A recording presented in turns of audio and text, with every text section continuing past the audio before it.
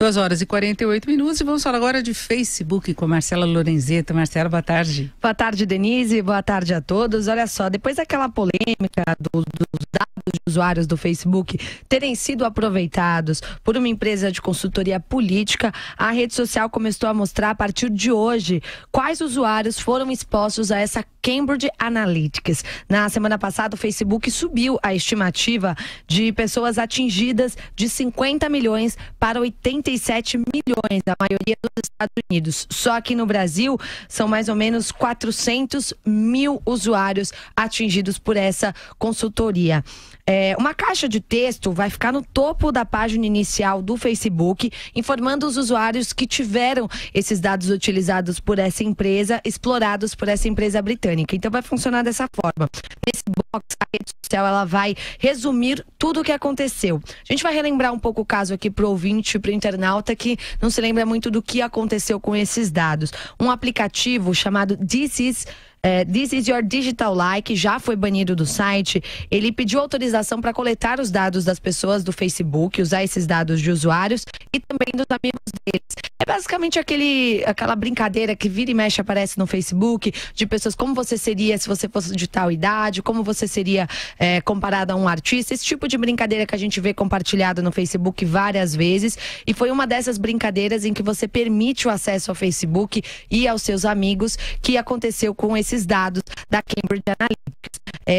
A partir desses dados, essa empresa específica, ela construiu algoritmos para prever o comportamento eleitoral dos norte-americanos durante a campanha presidencial de 2016, a pedido da campanha de Donald Trump. Então, os dados foram usados para influenciar a campanha eleitoral.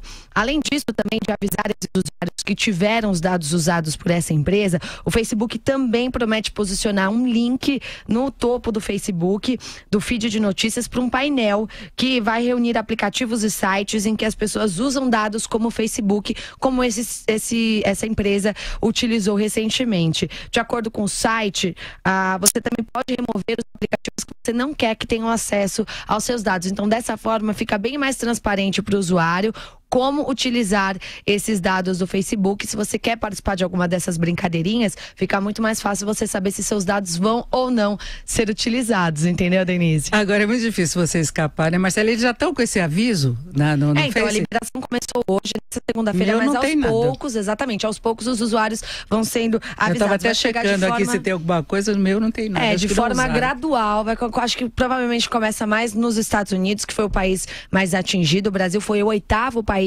mais atingido por esse vazamento, entre aspas, de dados por essa empresa da Cambridge Analytica. E também a gente tem uma informação, o Mark Zuckerberg, que é o dono do Facebook, CEO do Facebook, ele vai falar aos Estados Unidos, ao Congresso dos Estados Unidos na quarta-feira, né? Uma comissão parlamentar do Congresso liberou hoje o rascunho do testemunho que ele pretende dar na quarta-feira sobre esse escândalo de dados dos usuários que tiveram suas contas, suas informações exploradas sem o consentimento por essa Cambridge Analytica, né? Uma empresa britânica que ajudou na corrida presidencial de Donald Trump. O executivo, ele vai admitir que a rede social, ela não tem contido os abusos perpetrados por meio da plataforma, que a experiência do Facebook tem que ser uma experiência boa e não uma experiência ruim. Então, ele já assumiu o erro do Facebook e agora com essas medidas ele tenta minimizar os danos causados por esse vazamento de dados, Denise. Agora ele está querendo se defender de todas as formas e proteger principalmente o Facebook para a sobrevivência mesmo da rede, porque ele diz que vai pesquisar agora qual a influência que o Facebook pode ter sobre as eleições e a democracia, porque a grande acusação é que teria havido influência na eleição de Trump nos Estados Unidos. Exatamente. Com a divulgação de fake news. Agora não é só o Facebook, né? Eu acho que o WhatsApp hoje é um grande risco. O que eu recebi de bobagem neste final de semana, de vídeo montado, que as pessoas davam como verdade, você sabia que aquilo era falso, porque a gente trabalha com isso, né? É só você ter um pouco de racionalidade que você fala, isso é impossível de ter acontecido, gente. Vamos cair na real. Racionalidade. Não se empolgue, o pessoal fica passando, teve alguns vídeos aí que eu recebi umas 10 vezes, pelo menos.